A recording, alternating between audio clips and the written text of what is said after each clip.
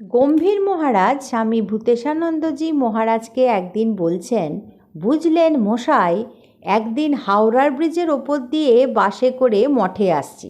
সামনে বিশাল মিছিল। বাস এক পাও এগোচ্ছে না দেখে নেমে হাঁটা শুরু করলাম। শুনতে পাচ্ছি মিছিলে স্লোগান দিচ্ছে, আমরা কারা সর্বহারা, আমরা কারা সর্বহারা। ভাবলাম অভিমান অহংকার কত রকমই না হয়।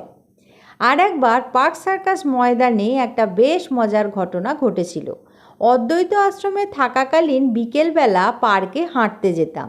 সেখানের একটি বেঞ্চে একটি যুবক এবং একটি যুবতী বসে বেশ গল্প করছে, যেমন পার্কে ময়দানে দেখা যায়। একটি ভিখারি ছেলে তাদের কাছে বারবার দুটো পয়সার জন্য ঘ্যান ঘ্যান করছে। ওরাও দিচ্ছে না, এও ঘ্যান ঘ্যানানি যাচ্ছে না। শেষে যুবকটি কবুল করে বলছে, যা যা, সত্যিই বলছি, আমার কাছে একটা পয়সাও নেই। যেমনি এই কথা বলা, সঙ্গে সঙ্গে ভিখিরি ছেলেটি মুখ ভেঙচে বিরক্তি প্রকাশ করে দ্রুতপদে এই বলে চম্পট দিল, পকেটে একখানা করি নেই, আবার প্রেম করছে।